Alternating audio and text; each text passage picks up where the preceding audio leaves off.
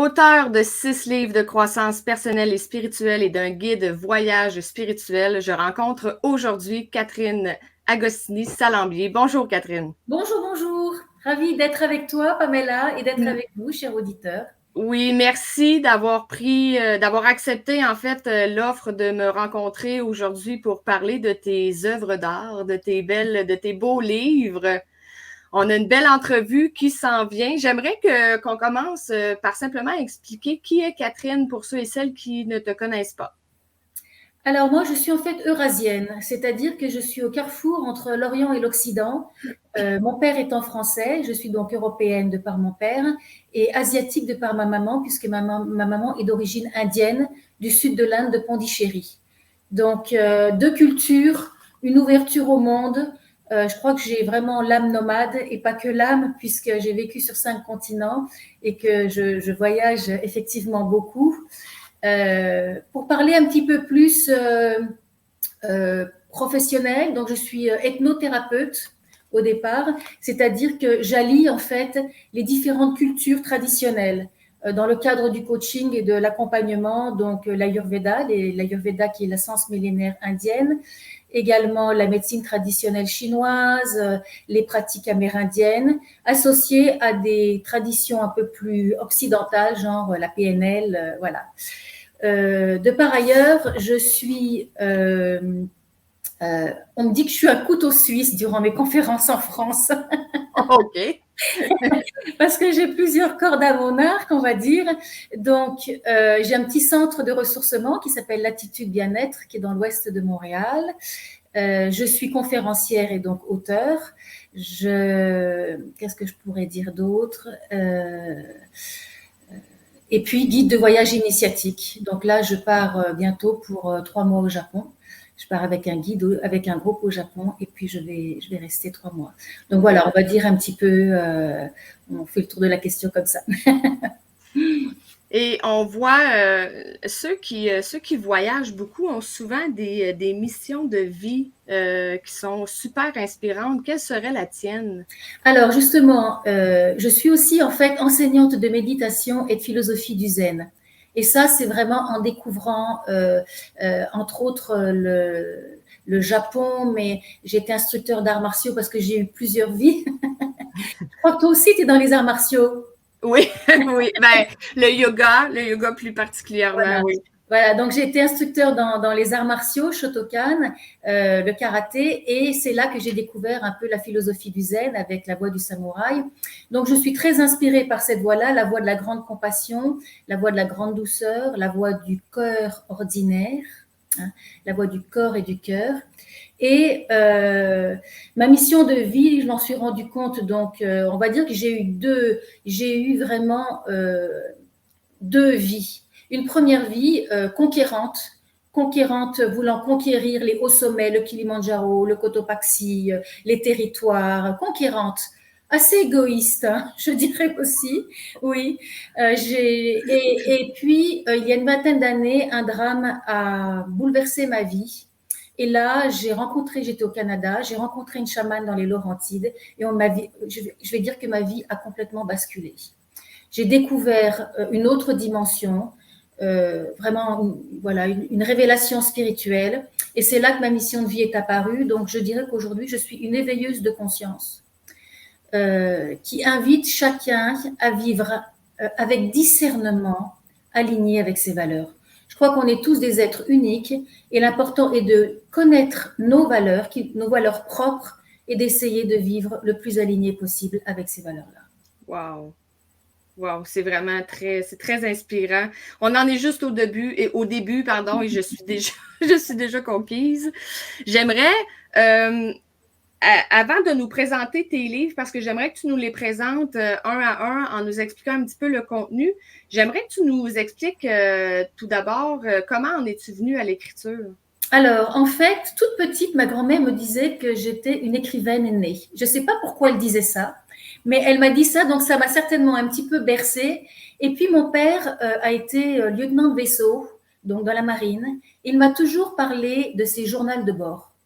Mon père, même en dehors de son travail, il avait des petits carnets, des carnets, avec le temps du matin, tout ce qu'il faisait. Et durant mes voyages, puisque j'ai commencé à voyager à peu près vers 17-18 ans, j'ai commencé ces journaux de bord, ces carnets de voyage. Donc, je crois que ça a été une première lancée. Et donc, j'avais des carnets dans des cartons. J'ai déménagé donc plusieurs fois puisque j'ai vécu sur 5 continents et à chaque fois, je me disais, mon Dieu, qu'est-ce que je vais faire de ces carnets? Et puis, en 2019, donc, je travaille avec une agence de voyage depuis plusieurs années. Et en 2019, la propriétaire qui est adorable me dit, écoute, Catherine, si tu veux, on pourrait écrire ensemble un guide de voyage qui était donc donc c'était allié vraiment voyage spirituel autour du monde. C'était donc allié le voyage et la spiritualité. Et là, je me suis rendu compte, Pamela, tu le sais, de tout le travail que ça implique. C'était un rêve pour moi d'écrire, mais je me suis rendu compte de tout le travail que ça implique et que c'était possible. Donc voilà, j'étais partie dans le go de départ était lancé. Et donc, par la suite, j'ai écrit Faire de ses blessures un chef-d'œuvre, qui est préfacé de Jean-Marie Lapointe, mon grand complice, et qui nous dit une œuvre dense et nécessaire qui évoque en moi la lumière, l'espoir et la renaissance. Par la suite, il y a eu un roman initiatique qui est largement autobiographique, Sur les épaules des géants, parce que je crois que quand on écrit, quelque part, on a besoin d'écrire aussi un petit peu sur son histoire. Et j'avoue, je croyais qu'il y avait des pans de ma vie qui étaient un petit peu sombres. Et en réalité, à l'écriture, c'est tout le beau qui est apparu. Oh, super! Un beau pan lumineux, en tous les cas. Ensuite, Le souffle des sages, Voyage vers l'immortalité indienne. Donc là, je parle de tous ces grands sages indiens qui m'ont tellement inspirée. Puisque je suis très inspirée par la philosophie indienne de par ma maman. Et puis alors les deux derniers, chez Béliveau Éditeur, donc Lumière, Faire rayonner le temple du cœur, et puis Grève d'amour, le cadeau de Léo. Est-ce que tu pourrais nous expliquer en fait qu'est-ce qui te tenait autant à cœur dans ton livre de Lumière? Alors, Lumière, c'est en fait le fruit de la colère. C'est un livre que j'ai écrit juste au début de la pandémie. La colère par toute cette souffrance que la pandémie a engendrée. Et donc, en méditation, j'ai senti que, parce que la colère, dans le coaching, dans ce que j'enseigne, toutes les émotions sont importantes. Les émotions sont une boussole. Et la colère, donc, me parlait de quelque chose. Elle me parlait de la réduction de mon territoire, ma colère, elle me parlait de la souffrance que j'entendais, tous ces malades, tous ces morts, etc. Mais je me suis dit, ok, d'accord, mais qu'est-ce que je fais pour gérer cette colère? Parce que la colère, elle est saine, c'est une boussole, elle m'indiquait un état d'être, j'avais besoin d'une certaine affirmation, mais qu'est-ce que j'allais en faire? Et donc, comme en méditation, j'ai eu 3 semaines de retraite de méditation, le mot lumière m'est venu. Ok. Ensuite, c'est la phrase de Nelson Mandela, très rapidement, qui m'est apparue. Cette phrase qu'il partage durant son investiture, qui est en fait une phrase de Marianne Williamson, qui nous dit « Notre peur la plus profonde n'est pas d'être inapte. Notre peur la plus profonde est d'avoir un pouvoir extrêmement puissant. C'est notre propre lumière et non notre noirceur qui nous effraie le plus. » C'est tellement profond. C'est interpellant. Et donc là, j'ai senti quelque chose vibrer qui tout de suite m'a fait du bien, m'a sorti de cet état de colère pour me mettre dans un état d'espoir. Comme je voulais créer des ponts, je suis quelqu'un qui crée des ponts, j'ai contacté des auteurs et un philosophe qui ont tout de suite embarqué. Et puis, le projet, voilà, c'était l'écriture, puisque c'est aussi un de mes outils. Et puis, quand on l'a proposé à Mathieu Béliveau, éditeur, eh bien, tout de suite, ça a été oui. Donc, voilà, on était parti dans l'aventure. Ce qui m'a sorti absolument, ce qui nous a tous sortis de cet état de grande souffrance, quoi, de grand stress de cette pandémie. On a fait un bond un petit peu tout de suite dans autre chose. Et tu l'as mentionné un peu que tu aimes faire des ponts, mais pourquoi avoir choisi de l'écrire avec d'autres auteurs plutôt que seul? Parce que C'était la première fois que j'écrivais en collectif, bien que le voyage spirituel a été écrit en coécriture, en fait, j'ai senti le besoin de me relier aussi. Vous savez, quand on est dans la souffrance, on s'enferme, on est comme prisonnier de quelque chose, on est dans l'ombre. Et justement, m'ouvrir aux autres et grossir le collectif, grossir, en fait, j'avais la sensation qu'il y avait, on parle d'égrégore, hein, c'est-à-dire deux communautés un petit peu dans le monde. Il y a la peur et l'amour. Je voulais grossir cette communauté, l'égrégore, on peut l'appeler aussi le Shanga, lumineux et d'amour. Donc à moi toute seule, c'était pas suffisant. Comment ça s'est passé le choix de texte de ce qui allait se retrouver dans le livre? Alors, donc, j'ai contacté plusieurs auteurs. Certains, j'en avais peut-être pas suffisamment non plus. Donc, de fil en aiguille, on m'a présenté d'autres auteurs. Ça a tout de suite été très, très fluide, très facile. Et j'ai laissé carte blanche. J'ai donné la phrase en disant voilà l'inspiration. Et j'ai laissé carte blanche à chaque auteur. Donc, en fait, chacun nous partage sa vision de la lumière, la voix de la lumière. Et les lecteurs, souvent, me disent, j'ai l'impression d'avoir 10 personnes dans mon salon. Ça, c'est une bonne chose. C'est une bonne chose. C'est inspirant, en fait. Voilà. Les gens me disent, on a l'impression d'une causerie et qu'il y a 10 personnes, 10 visions, parce que c'est vrai qu'on est différents. Hein, donc, 9 femmes et un homme, on est différents. Il y a professeur de yoga, il y a méditation, il y a des entrepreneurs, il y a un philosophe. Voilà, c'est un petit peu ce que je dis. Au cœur de cette solitude habitée, en fait, c'est ça. Dans cette solitude habitée par plus grand que moi, j'ai eu besoin de me relier à l'humain. Je suis une grande amoureuse de l'être humain. C'est vraiment inspirant. J'ai lu la semaine dernière le tout dernier Greffe d'amour, le cadeau de Léo. C'est super touchant comme récit. C'est un récit inspirant. Pourquoi avoir choisi d'écrire sur le don d'organes? Alors, en fait, je crois souvent que dans ma vie, j'ai pas choisi grand-chose. Okay. J'ai juste eu le cœur tellement ouvert que j'ai dit oui. Je crois que c'est ça, parce que pour le zen, souvent on me pose la question, comment t'en es arrivé au zen? Mais j'ai pas choisi le zen. Voilà, j'ai souvent dit oui, et alors, ce qui se passe, c'est passé, je le dis un petit peu dans la vidéo du livre, lorsque mes filles étaient adolescentes, elles m'ont dit, maman, on va signer la carte de don d'organes, la carte la RAMQ. Et moi, j'ai dit, oh là là, attendez, je sais pas, là, moi, en tant que maman, comment je pouvais imaginer mes deux petits anges là, décédés, comment je pouvais imaginer leur corps morcelé. J'avais peur. J'étais dans l'ignorance et j'avais peur. Et puis, il y a quelques années en arrière, c'est quand même tout récent, à peu près 4-5 ans, j'ai rencontré durant mes retraites, c'était une retraite à Bali, j'ai rencontré Julie. Et Julie, elle était là pour se déposer parce que ce sont des voyages de croissance personnelle, des voyages initiatiques. Donc, les gens sont là un petit peu pour se déposer, puis pour une transformation, pour voir plus clair dans leur vie. Et elle était là. Et en fait, elle me dit, ben voilà, moi, mon homme a des problèmes aux reins. Il va peut-être devoir s'orienter vers la dialyse et je pourrais peut-être être donneuse. Je pourrais peut-être être compatible, mais je ne sais pas. Donc, j'ai accompagné ce couple. Ça a été une aventure extraordinaire. Mais Julie m'a dit, ce qui est très, très bien, moi, je veux témoigner moi-même à l'occasion en écrivant ma propre histoire et mon propre livre. Au début, on voulait l'écrire ensemble. Puis, elle est maman de 2 petits-enfants, c'est pas le moment. Elle avait d'autres choses à gérer. Son homme qui était en convalescence, etc. Donc, la vie a fait que j'ai accompagné un deuxième couple. Et là, c'est l'histoire, justement, de Lily, de Flora et de Léo.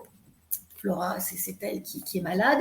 Et là, au contraire, le couple m'a dit, nous, on n'est pas du tout écrivain, on n'est pas du tout auteur, mais à notre façon, on témoigne parce que c'est vraiment une transmission extraordinaire de destin et on est très heureux. On veut rester plutôt un peu dans l'ombre, mais on est très heureux que tu témoignes pour nous. Alors, en fait, souvent, lorsque je fais des interventions, je témoigne un petit peu aussi avec Julie, parce que Julie, voilà, ça a été la première initiatrice et puis elle est ravie d'avoir une tribune. Mais je raconte en fait l'histoire de Flora et de Léo. Et qu'est-ce que tu pourrais nous dire justement sans dévoiler de punch pour ceux et celles qui veulent lire le livre. Mais qu'est-ce que tu veux Ce dire? que j'ai envie de dire, c'est que je me suis associée en postface avec le docteur Mathieu Dupré, qui lui justement est chargé du don d'organes. Et ce qu'il dit, et je me relie vraiment à lui, c'est dans le fond, informez-vous, informons-nous, ne soyons pas dans l'ignorance et faisons un choix éclairé pour le partager à nos proches, parce que le moment venu, c'est important de laisser la liberté à chacun, mais le moment venu, si malheureusement ce moment-là doit arriver, c'est pas dans la crise, dans l'horreur, qu'on va pouvoir prendre une décision. Donc, voilà, prenons une décision mûrie, réfléchie et partageons-la à nos proches. Et c'est vraiment le but de ce livre. Voilà, vous informer, plonger au cœur d'une belle histoire qui fait du bien à l'âme et au cœur, mais informez-vous. C'est une invitation à la réflexion et à connaître un petit peu, parce que là, en fait, c'est l'histoire aussi d'un don du vivant. Et moi, je ne savais même pas que c'était possible. Je ne savais même pas que c'était possible de donner certains organes de son vivant. Et puis, ce qu'on me dit aussi, c'est oui, mais est-ce que c'est. En fait, c'est possible à tout âge, puisque la personne la plus âgée avait 98 ans et la plus jeune, 48 heures. Ah, mon Dieu! Donc, c'est ça, vraiment, tout le monde peut être donneur. Voilà. Est-ce que tu as dû faire des recherches pour écrire le récit? Bien sûr, parce qu'il y a aussi des pans de la loi pour vraiment expliquer un petit peu ce qui se passe, des plans médicaux, vraiment des visions médicales. C'est tout public, donc c'est vraiment en vulgarisation, mais donc le docteur Mathieu Dupré, qui l'a relu avant la publication, pour que je voulais lui demander s'il était en accord avec tout, m'a aidé aussi dans des recherches. Oui, il y a eu beaucoup de recherches à tous les niveaux, et puis bien sûr un vrai témoignage. Est-ce qu'il y a des choses dans les recherches qui t'ont choqué ou qui t'ont surprise? Alors déjà, l'âge, comme on vient de le dire, je ne pensais pas qu'à 98 ans, on pouvait donner encore quelque chose. À 48 heures non plus, je pensais qu'il fallait que ce soit plus... Enfin, je ne savais pas. Donc ça, c'était une surprise. Ce qui a été une grande surprise, c'est tout le processus, quoi. C'est une aventure, oui, médicale, mais tellement psychologique et familiale. Et puis, on croit que c'est quelque chose aussi qui est individuel, mais en réalité, c'est très collectif. Donc, beaucoup de découvertes à tous les niveaux. Une vraie plongée dans un monde inconnu, et il me semblait vraiment essentiel. Je me suis sentie, comme je te disais, j'ai l'impression que j'ai pas choisi dans ma vie beaucoup de choses, mais j'ai répondu à des appels. Et là, j'ai senti que c'était pas juste, tu vois, comme pour Lumière, c'était pas un appel juste individuel, moi, comment sortir de ma colère. Je suis appelée, j'ai une mission. Je suis en mission, je suis une mission. Donc, l'idée, c'est pas de garder les découvertes juste pour moi ou ce qui me fait du bien juste pour moi, c'est vraiment de le partager. Donc, voilà, je suis passée pour Lumière de l'ombre à la lumière, de la colère à la joie, de la colère à l'espoir. J'ai voulu le partager et là, c'est pareil, j'ai voulu témoigner parce que c'est important. C'est pas un hasard, j'ai juste répondu à un appel en acceptant la première fois d'accompagner Julie et Enrico. Donc, c'est pas du tout un hasard. Et tu les as suivis sur combien de temps? Alors, sur 2, alors Julie, je l'accompagne toujours, donc 4 ans après, puisque Enrico a été greffé en 2019, c'est ça, voilà, exactement. Et puis le deuxième couple, eh bien, c'était il y a 2 ans. Donc, on continue, mais je suis moins en coaching, mais on continue quand même, bien sûr. C'est une aventure qui marque une vie. Et justement, j'aimerais que tu nous parles justement de à quel point ça marque une vie, dans le sens où les gens qui pourraient se dire, mon Dieu, elle les suit encore 2 ans après. Tu sais, on pourrait penser là, qu'on fait la greffe puis qu'après ça, c'est fini, on n'a plus besoin de suivi, mais c'est tout le contraire, en fait. Alors, et même pour Julie, 4 ans, non, ce que je voudrais dire surtout, c'est que maintenant, ce sont des liens d'amitié extraordinaires qui se sont tissés. C'est une aventure humaine, c'est des instants de grâce entre humains. On le sait un petit peu en tant que coach. Disons que moi, je suis un coach un peu particulier aussi. Je ne suis pas un coach ou une thérapeute qui reçoit durant 1 heure en cabinet et puis ensuite, je fais une facture et je dis on se voit la semaine prochaine. Entre autres, je guide pendant 15, 17 jours à l'autre bout du monde des clients, enfin moi j'appelle ça mes protégés, hein, c'est pas des clients. Donc je vais pas dire qu'on lave ensemble nos bobettes, mais quasiment. Je veux dire, il y a des liens extraordinaires qui se tissent entre nous. Donc je suis une coach et j'ai vraiment l'âme au-dessus, le cœur au-dessus de la tête. On dit parfois que le coaching, ça doit rester très, très, avec cette rester dans la tête et ne pas tout mélanger. Mais moi, je suis pas ce genre-là. Je suis une femme de cœur et c'est sûr qu'on a tissé des liens de cœur. On s'est vraiment branché de cœur à cœur dans ces deux histoires. Donc c'est puissant, c'est une forme de famille. Hein. J'ai eu peur avec eux, j'ai fait je vibre de toutes ces rencontres. Hein. Je suis riche de toutes ces rencontres. Est-ce qu'il y a d'autres projets en cours, Catherine? Oui, oui. Je suis toujours en projet d'écriture. Est-ce qu'il y en a qui ont le droit de nous parler? Suivez-moi. Ah, OK, ça veut dire non. Suivez-moi, mais je suis toujours, comme je voyage beaucoup, j'écris beaucoup. J'écris beaucoup dans les avions. Là, je pars au Japon, c'est 15 heures de vol direct. J'écris beaucoup, j'écris dans les aéroports, j'écris partout, comme j'enseigne partout. Hein. J'enseigne au Quai des Pyramides, j'enseigne dans les Felouks, j'enseigne dans les temples bouddhistes du Zen au fin fond du Japon. Enfin voilà, donc à Bali, etc. Donc oui, j'écris partout et c'est ma passion. C'est ma passion. Je commence et puis 10 heures après, je suis toujours le nez dans mes écrits, j'ai pas vu leur passer. Est-ce que tu écris je connais pas du tout la page blanche. Ah, ça c'est intéressant. Pas du tout. Je sais pas ce que ça veut dire. Est-ce que tu écris souvent à la main ou à l'ordinateur? Non, alors j'écris maintenant et même je vais certainement en étonner plus d'un. Mon premier livre, je l'ai écrit sur une tablette, un iPad. Parce que comme je voyage, et mon mari m'a dit, il n'y a personne qui écrit sur un iPad. Parce qu'on sait que pour la posture, c'est pas bon, etc.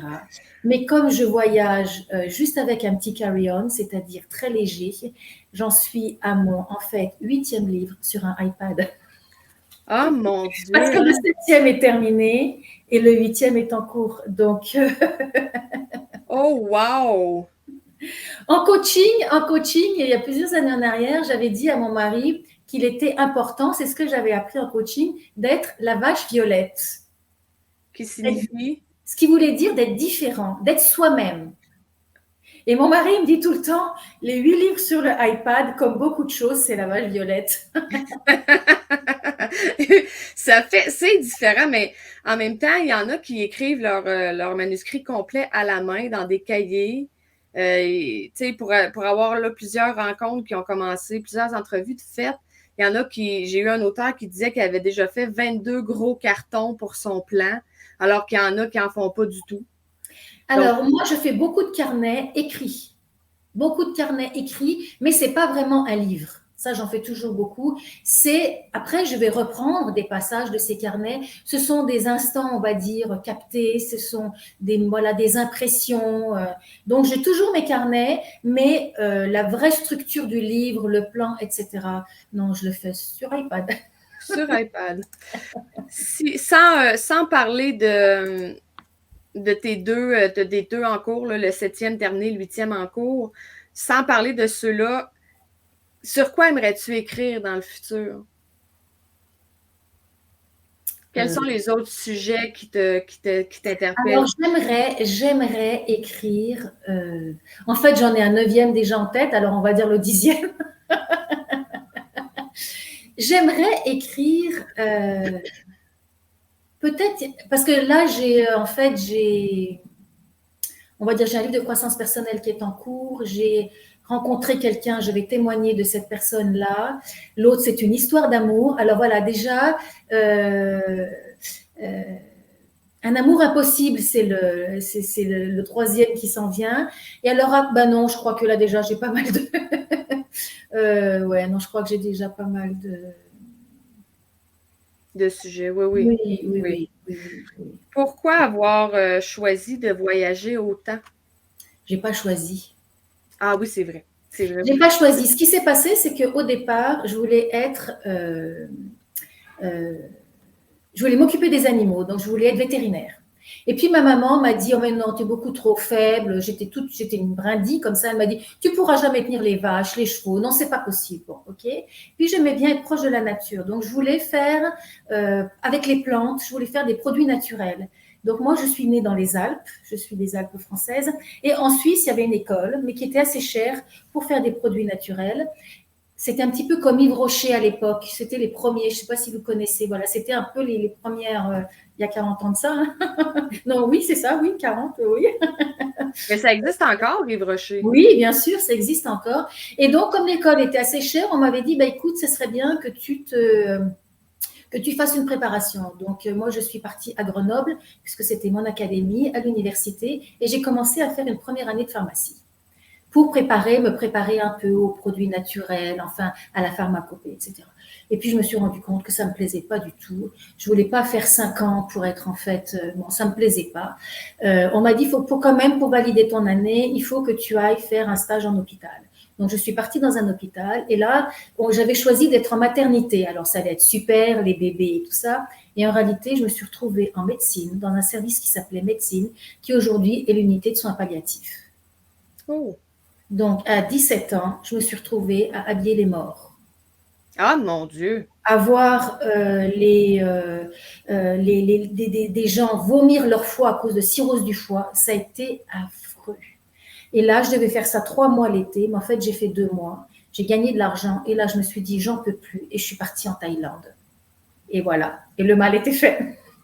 Et quand je suis revenue, j'ai dit à mes parents, j'ai dit, voilà, moi je sais, je veux faire quelque chose dans le voyage. Donc j'ai commencé par faire une formation dans le tourisme. Et puis de fil en aiguille, j'ai rencontré l'homme de ma vie, qui est là avec moi depuis 40 ans. Tout de suite, on est parti dans le désert, 6 mois, pour faire une étude, un mémoire en géographie humaine, puisqu'il est professeur d'histoire-géographie. Et là, voilà, notre vie était lancée. On ne pouvait plus. On avait le virus, voilà. On avait le virus. C'était les foutus. Et à 40 ans, je me suis dit à 50, je vais m'assagir. À 50 ans, je me suis dit à 60, je vais m'assagir. Et non, au contraire, c'est de pire en pire. Est-ce que tu retires quelque chose de chacun de tes voyages? Oh oui, oui, oui. Qu'est-ce que tu en retires? Ben, c'est les rencontres. Les rencontres. Il y a là actuellement, donc j'ai cheminé, hein, bien sûr. Donc là, j'allie le meilleur, puisque j'allie ma passion de l'être humain, du coaching, du développement personnel avec les voyages. Donc c'est absolument fabuleux. Et j'ai envie de dire, j'ai quelques phrases qui me tiennent au cœur et qui sont vraiment actuellement ce que j'ai envie de partager, c'est-à-dire faire de l'interruption un nouveau chemin, faire de la peur un escalier, faire du rêve un pont, faire de la chute un pas de danse et faire de la quête une rencontre. Donc ce sont des rencontres. Rencontres au cœur de moi-même et rencontres au cœur de l'autre. C'est vraiment beau. Merci. Vraiment beau. Parle-nous un petit peu de tes coachings que tu fais. En quoi accompagnes-tu les gens? Oh, tout. Tout parce que, alors pareil, je suis appelée à l'intensité. Je suis quelqu'un d'assez intense. Hein. Je ne sais pas si c'est la peine de le dire. 8 livres sur un iPad, je pense que je vais en faire au moins en peu de temps, puisque j'ai commencé en 2019. Hein. Ça fait 4 ans. 4 ans, 8 livres. Non, alors 4 ans, on va dire 7 livres. Voilà. Parce que j'ai fini le 7e. Il est chez l'éditeur et je suis au 8e. Wow! Alors attends, excuse-moi, qu'est-ce que tu me posais comme question? En quoi tu accompagnes les gens? Ah oui, alors j'ai accompagné en prison. Oh! En unité de soins palliatifs. Et puis sinon, dans tous les passages difficiles. Alors tu vois, donc là, la greffe, mais tous les passages difficiles, donc les deuils, les traumatismes, les changements de vie, même les retraites, parce qu'il y a des personnes qui ont des difficultés de passer un petit peu, puis c'est tout à fait compréhensible. Tout, il n'y a pas de... Après, les objectifs aussi, que ce soit des objectifs pour que chacun puisse atteindre son potentiel aussi. Hein. Donc voilà, des gens qui voudraient écrire, des gens qui voudraient atteindre un autre niveau. Donc voilà, tu vois, c'est un petit peu aussi bien dans le domaine des traumatismes, dans le domaine de passer d'un niveau à un autre au niveau du potentiel, que du domaine, j'ai envie de dire un petit peu aussi du bonheur, quoi, du bien-être. Et est-ce que c'est ça qui t'interpelle dans le fait de coacher dans plein de sujets, le fait d'être bien, d'être heureux, le bien-être? Pour quelles raisons est-ce que tu continues d'accompagner les gens en coaching? Surtout que c'est quand même des sujets, des thématiques qui sont complexes, qui sont difficiles, qui sont très douloureuses. C'est pas c'est pas les sujets. En tout cas, c'est pas tout le monde qui peut aller dans ces sujets-là. Ça demande beaucoup d'empathie, beaucoup être capable de se protéger aussi pour pas nécessairement avoir les émotions que tout le monde vit. C'est pas des sujets. Pourquoi avoir choisi des thèmes plus poignants?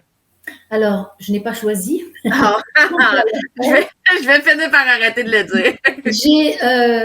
Eh bien, c'est parce que c'est ça, je suis d'une intensité. Déjà, il faut dire aussi que cette révolution qui m'est arrivée, là, j'ai vécu une mort mystique, hein, ce qu'on appelle une mort mystique pour renaître dans une autre dimension, m'a vraiment mis dans la voie de la grande douceur et de la grande compassion dont le zen a pris le relais ensuite. Donc, c'est sûr que l'empathie, c'est quelque chose qui m'habite vraiment. Et je dis pas que je vibre pas de ce que les autres vivent, mais je suis vraiment riche et c'est toujours, je le dis, un immense honneur, un immense privilège d'être dans cette confiance, dans ce brancher cœur à cœur. C'est l'essentiel parce que tu vois, quand je parlais de cette première vie de conquérante, en réalité, j'avais une espèce d'armure. J'avais l'air d'être super forte. On m'admirait, oui, pour certains traits de mon caractère, mais je ne rencontrais pas vraiment les autres. J'étais froide, voilà, parce que personne n'est vraiment fort. Et ensuite, dans mon cheminement, j'ai appris à aimer autant mon ombre que ma lumière. Vraiment, j'ai appris à l'accueillir, ce qui fait que l'ombre de l'autre, je suis capable de danser avec l'ombre de l'autre. Hein? Et tout à l'heure, dans la phrase que je t'ai dite, là, je ne sais plus, mais est-ce que j'ai dit aussi faire de la chute un pas de danse? Je ne sais plus si je l'ai dit, mais voilà, me relier aux autres dans l'espace du cœur, c'est quelque chose qui m'est essentiel. Ma mission de vie, comme je disais aussi, c'est vraiment pour que l'autre puisse vivre aligné avec ses propres valeurs et avec discernement. C'est ça l'important. Donc, que ce soit en prison, que ce soit en fin de vie, que ce soit lors d'un deuil, voilà. Et puis, au départ, quand j'ai rencontré cette chamane, ce qui m'est venu, je ne savais pas ce que ça voulait dire, mais c'est être passeur de vie. Pour plus de douceur dans nos vies, dans le fond. Je voulais être un trait d'union. Je veux être un trait d'union, tendre la main. Tendre la main. Je pratique aussi, j'ai développé, je crois qu'on a tous ces capacités-là, mais des capacités de médiumnité, des capacités de guérison, d'auto-guérison dans la tradition shintoïste. Donc, voilà, comment est-ce que je peux vous aider? Comment est-ce que je peux aider l'autre pour un monde meilleur? Et faire ma part, tu sais, celle du colibri. Ce qui m'interpelle beaucoup, c'est à quel point tu dois faire preuve de non-jugement. Ah oui. Et ça, je trouve que dans notre ère en ce moment, le jugement, il est tellement gratuit. Il est tellement... voyons, monsieur, madame, tout le monde se permettent beaucoup de juger sans connaître, sans savoir. Sans avoir marché dans les souliers de l'autre. Est-ce que tu étais déjà dans le non-jugement avant d'entreprendre ce cheminement-là ou parce que ça se développe, là, on s'entend qu'on peut très bien... premièrement, il faut être assez humble et avoir assez d'humilité pour dire je juge, je fais du jugement, mais ça se corrige, on est capable de progresser et d'entrer dans le non-jugement. Est-ce que c'est un cheminement que tu vas dû faire ou tu as tout simplement toujours été une personne qui juge pas, puis qui accepte et qui accueille? Alors, j'étais dans le jugement. J'étais dans le jugement et je voulais être le numéro 1 avant, quand j'étais la conquérante. Oh, Donc je juge. Ah oui, il fallait que je sois au sommet de l'affiche. Il fallait, rien n'était. Il fallait, voilà, c'était complètement fou. Donc j'étais dans le jugement, j'étais dure, j'avais vraiment une forme d'égoïsme. Aujourd'hui, j'ai encore certainement des formes d'égoïsme. J'ai quand même développé de la générosité. Et lorsque j'ai vécu cette mort mystique, et que j'ai découvert cette dimension d'amour, en fait, c'est la phrase de Gandhi, soyez le changement que vous voulez voir dans le monde. C'est-à-dire que j'ai changé de lunettes. Le monde n'a pas changé. Le monde est toujours le même. Mais moi, j'ai changé de lunettes, j'ai mis les lunettes de la compassion, les lunettes de l'autocompassion, de la douceur. Et oui, je déborde, mon cœur déborde d'amour et de non-jugement. Et ma mission aujourd'hui aussi, c'est non plus de conquérir le monde, mais c'est de le servir et puis de bercer. Je suis une mère en fait. Hein. Non seulement une mère de 2 magnifiques filles, mais une mère de notre monde. En voyage, etc. Je souhaite, et c'est ce que je disais en prison aux femmes, elles n'en revenaient pas. Je disais, mais moi, je souhaite vous bercer. C'était des mots qu'elles avaient jamais entendus. Bercer votre âme, bercer votre cœur. Et voilà, de conquérante à vouloir être le numéro un, dur et dans le jugement et donc dans le rejet, forcément quelque part, et dans l'attente. J'étais beaucoup dans l'attente aussi des résultats. Eh bien, aujourd'hui, je suis dans un monde beaucoup plus où je suis invitée à servir, à aimer, à embrasser le plus souffrant. Hein, ça, c'est l'abbé Pierre qui nous dit ça et ça me correspond complètement. Et puis même, je me rappelle quand je suis allée en unité de soins palliatifs, les premières fois, pour ceux qui sont allés, il y a une odeur spéciale en unité de soins palliatifs. Hein. Alors, ça doit être le mélange de tous les produits, mais aussi, il y a une odeur spéciale. Et moi, je suis très sensible aux odeurs. Et j'avais du mal. J'avais du mal. Mon cœur était là, mon âme était là, et je voulais aider, et je faisais tout ce que je pouvais, puis je pense que j'étais à la bonne place. Mais il y avait cette odeur un petit peu qui me gênait, et je me suis dit, OK, comment est-ce que je peux faire pour apprivoiser un peu cette odeur-là? Parce qu'une mauvaise odeur, c'est un rejet, c'est non, je ne veux pas. Moi, je voulais être dans l'accueil en totalité de tout ce que j'allais devoir vivre, de tout ce que j'allais apporter. Et donc, j'ai fait des recherches sur l'odorat. Donc, j'ai appris que l'odorat, en fait, c'est quelque chose qu'aujourd'hui, on ne doit plus avoir de mauvaise odeur. Aujourd'hui, c'est pas possible. Alors, il y a les pchit-pchit, il y a les déodorants, il y a les parfums, mais l'odeur, en réalité, c'est juste une information. Les animaux n'ont pas de mauvaise odeur. Hein. Pour eux, l'excrément ou la rose, c'est juste une information. Donc, j'ai déjà appris à essayer de revenir à un état plus primitif. Ok, l'odeur, c'est juste une information. Il n'y a pas j'aime pas, je veux pas, ça sent bon, ça sent pas bon. Il n'y a pas ce niveau-là. Et d'ailleurs, le zen nourrit vraiment cette vision aussi. Et puis, j'ai donc appris à me détacher hein, de cette j'aime pas. Et je vois que quand je passais parfois après des itinérants, dans ma vie d'avant, ben là aussi j'étais un peu parfois interpellée par cette odeur. Et je me suis rendu compte que en faisant ce détachement et en ayant cette information, eh bien je suis arrivée à m'approcher bien davantage des itinérants, à ne plus avoir cette notion d'odeur qui pouvait peut-être être désagréable. Et j'ai même appris à développer, par exemple, qu'un itinérant, en fait, c'est un don dans ma vie qui me permet d'être la meilleure version de moi-même. C'est une bénédiction. wow. Que l'itinérant va m'inviter à être là pour lui, à peut-être un sourire, peut-être une main tendue, peut-être lui donner un sandwich, ou je sais pas, peut-être prendre un temps de parole, peut-être s'il a un animal, et ben venir un peu le caresser, une tendresse. Et ça, c'est très zen parce que dans le fond, le zen, il y a une pratique qui est essentielle, c'est le bol, la pratique du bol. Parce qu'on nous apprend que le bol, son utilité, c'est le vide. Et les moines zen, le matin, ils s'en vont avec leur bol pour mendier, en notion d'humilité. Et là, ils vont recevoir un grain de riz, ils vont recevoir un sourire, une pièce peut-être, mais peut-être des insultes, peut-être de l'indifférence. Et l'idée, ça va être d'accueillir ce qui est avec bienveillance et sans jugement, accueillir ce qui est juste tel qu'il est. Oh mon Dieu. Oh, ça doit être difficile. Pardon? Ben, c'est parce que quand tu as dit ils s'en vont avec son. Nous, on pense automatiquement à une pièce, hein? Oui. On voit un itinérant Oui. Ou quelqu'un qui fait mendite, un Oui, oui, mendiant, oui, oui, bref. oui. On pense automatiquement à, puis pour la plupart des gens, il y en a encore qui ont le cœur sur la main, mais la plupart des gens ont comme, ben, j'ai pas une scène, Oui, c'est ça. j'ai pas d'argent, Oui. mais on pense pas qu'on peut offrir un sourire, qu'on peut offrir une parole, qu'on peut offrir une poignée de main, qu'on peut offrir, il y a tellement autre chose que l'argent qu'on pourrait offrir à cette personne-là. Et à la place, on lui offre notre indifférence. Et ça doit être. Pour vrai, là, tu viens de dire ça, puis ça vient me chercher parce que probablement que je l'ai déjà fait. Et là, j'ai offert de l'indifférence au lieu d'offrir ne serait-ce qu'un sourire, qu'un bonjour.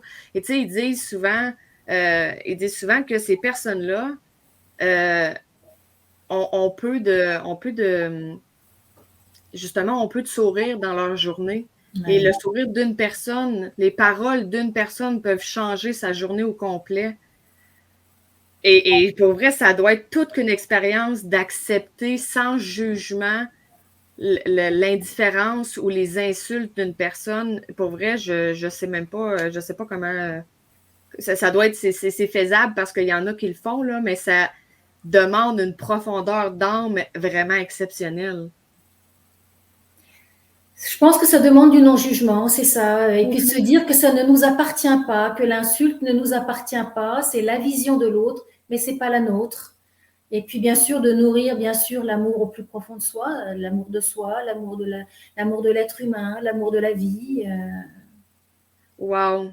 J'ai une question, Catherine, qui me vient en tête. Et ça, c'est vraiment l'inspiration, là, c'est vraiment l'intuition du moment. J'ai l'impression que tu es probablement la meilleure placée pour me répondre, pour me répondre à cette question-là.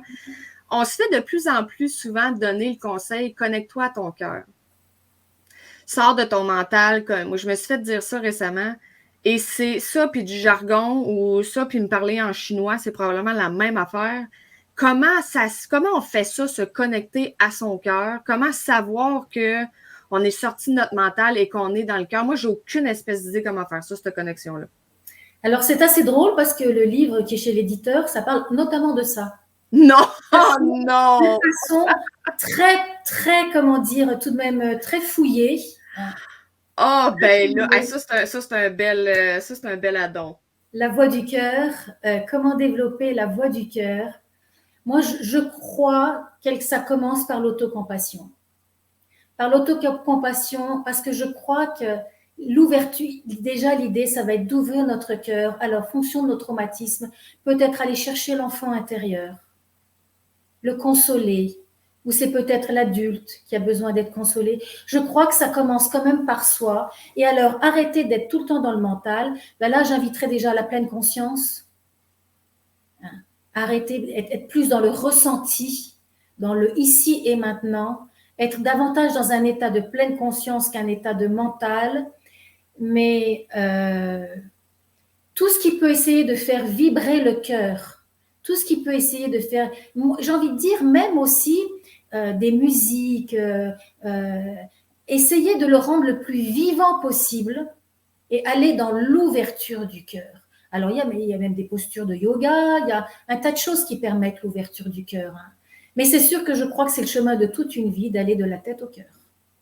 Oh!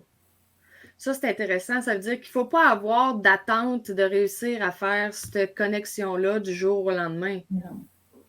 Et puis c'est comme tout, c'est comme la pleine conscience, c'est comme tout, c'est-à-dire qu'on va être, c'est comme quand on est sur l'océan, là il y a des vagues, alors voilà, on a des émotions, ou alors on est dans la tête, et puis voilà, on a des projets, on est dans la tête, on est dans le jugement, mais on a toujours cette capacité d'aller au fond de l'océan, qui là est plus paisible, qui permet de nous poser et de ne pas être en réaction, mais davantage en action.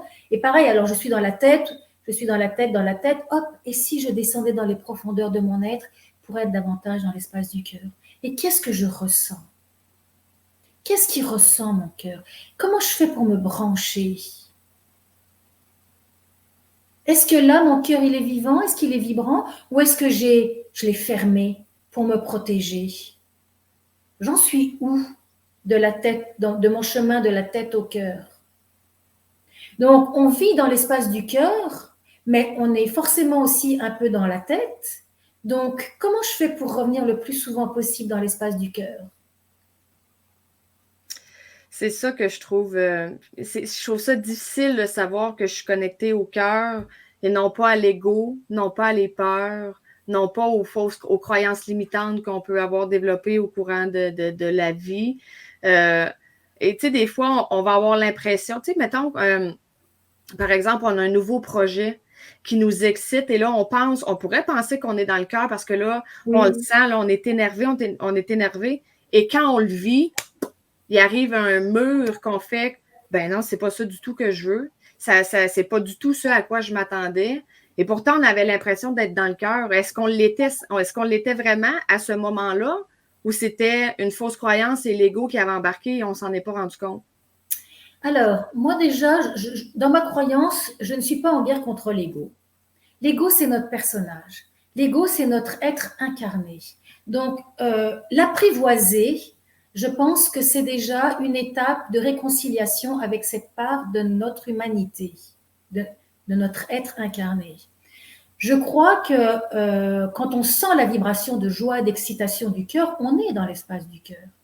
Maintenant, il y a notre vie aussi, à mon sens, dans ma croyance, je nourris un peu cette croyance-là, c'est qui es-tu? C'est une succession d'expériences. Et le zen, d'ailleurs, nous dit, ne me croyez pas, expérimentez.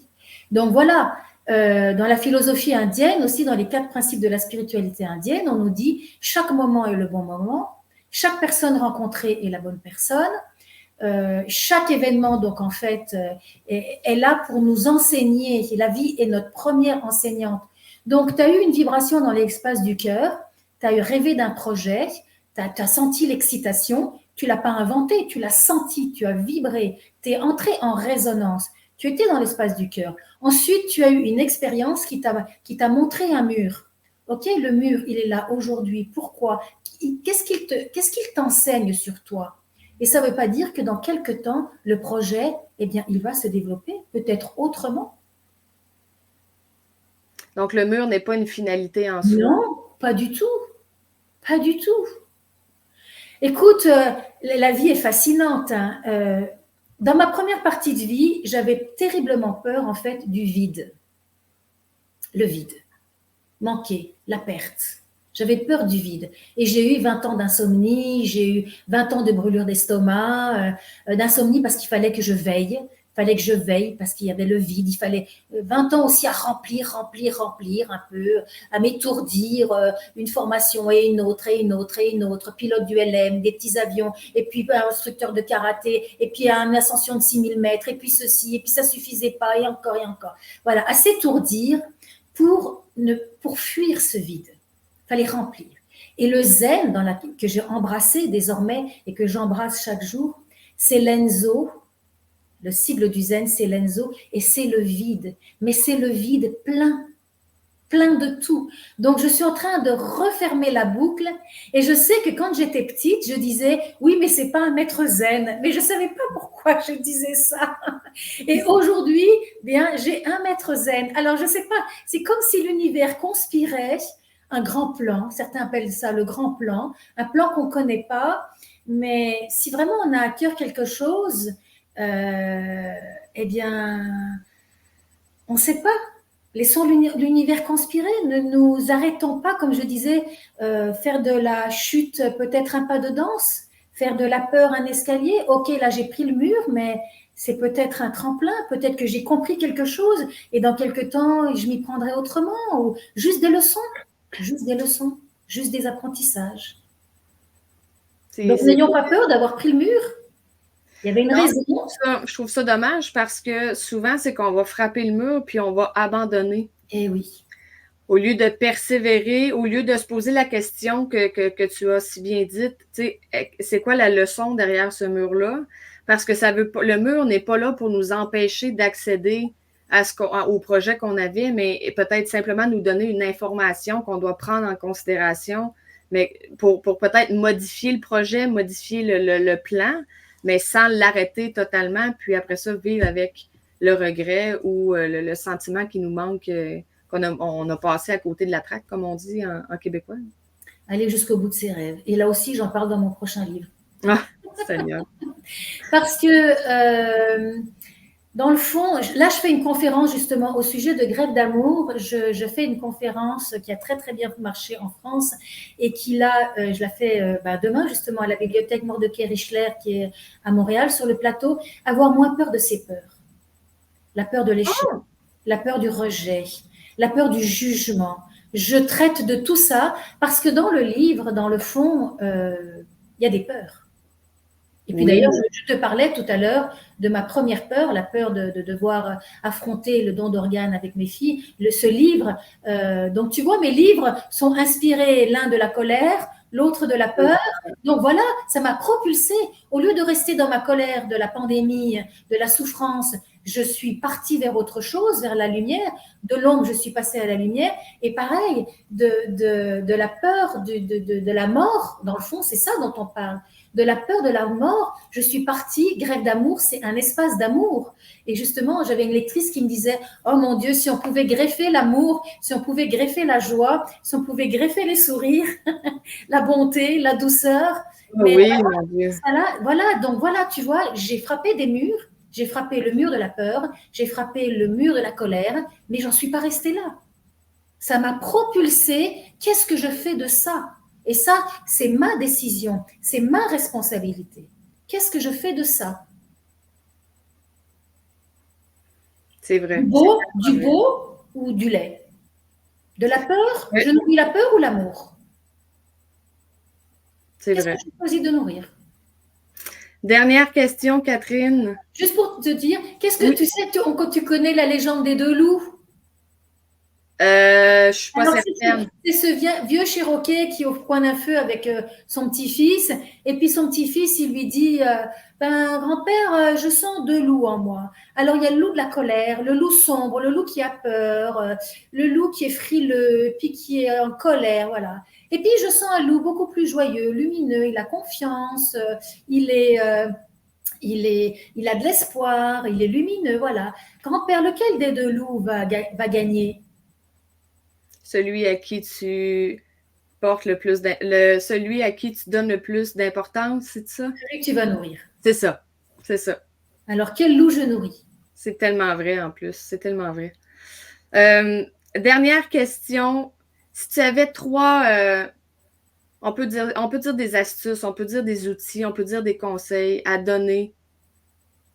Si on te donnait l'opportunité de transmettre 3 messages au plus de gens possible, quels seraient ces 3 messages? Alors déjà, eh bien, découvrez. Alors, la première, c'est apprendre à se connaître, à s'accepter et à s'aimer.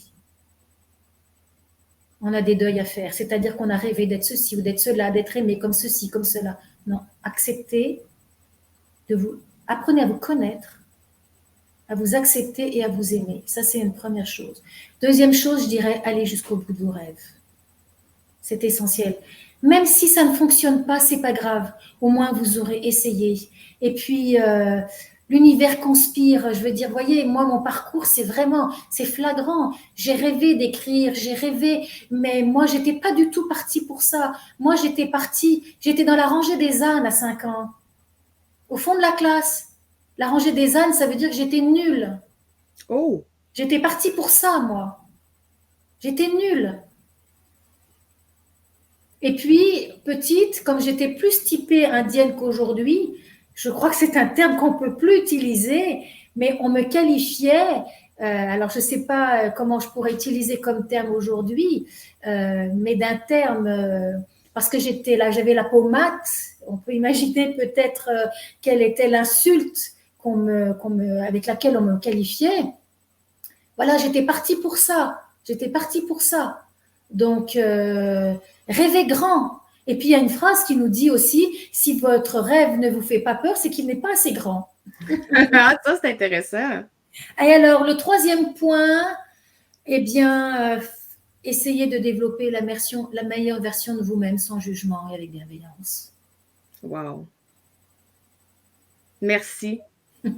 Merci beaucoup, Catherine, d'avoir pris le temps de partager avec nous toutes ces belles connaissances, ces belles leçons. J'irais même jusqu'à dire ces belles citations, parce que je sais d'ailleurs que dans Grève d'amour, il y en a beaucoup Oui. de citations. Si je ne m'abuse, il y en a beaucoup de Gandhi. De Confucius aussi. Confucius, c'est ça. Confucius. Ça. Et pour vrai, moi, c'est une personne que je ne connais pas. Et chaque citation qui ont été mentionnées là-dedans, c'est venu me percuter. C'est d'une beauté incroyable. Merci pour tous les partages que tu nous as faits aujourd'hui, pour ton ouverture. J'irai avant tout avec merci de ton non-jugement et de toute l'aide que tu apportes à l'humanité, parce que je pense qu'on en a grandement besoin. Et des personnes comme toi, on en a de plus en plus besoin. Tu fais une différence dans le monde et merci de prendre le temps dans ta vie de faire la différence. Merci beaucoup, Pamela. Je dirais que j'ai beaucoup reçu. J'ai en fait beaucoup reçu. Donc, la moindre des choses, c'est de partager. Et puis, c'est vrai que c'est un privilège. Donc, je te remercie énormément de m'accueillir aujourd'hui. Je remercie énormément Béliveau Éditeur pour avoir publié ces 2 livres, parce que c'est un privilège de partager sa mission de vie, de partager ce qui nous fait du bien pour essayer. C'est tout un privilège, c'est une immense chance. Ça a été, il y a 20 ans, j'ai vécu une grande souffrance. Ça a brisé mon cœur. Ça a brisé mon cœur, mais c'est mon cœur de pierre qui a été brisé pour laisser un cœur de chair émerger. Et c'est vraiment ce que j'ai envie de dire à chacun. Si vous vivez des souffrances, tout passe. C'est facile à dire quand c'est passé. Hein. Moi, j'avoue, j'ai vraiment souffert. Ça a brisé mon cœur, mais mon cœur de pierre. Wow. Pour laisser un cœur de chair émerger, un cœur plus humain. Et de la carapace, voilà, la carapace, l'armure s'est brisée en même temps pour laisser. Et je dirais qu'aujourd'hui, ma plus grande force, c'est ma fragilité. Oh, wow. Qui me permet de rencontrer l'autre. Alors, merci infiniment. Merci. Et pour tous tes bons mots, toute ta gentillesse, ton immense générosité, Pamela, de ton temps, mais même de ton rayonnement et de tes interventions. Merci. Donc, merci infiniment. Merci beaucoup. À très bientôt. Oui, merci. À très bientôt.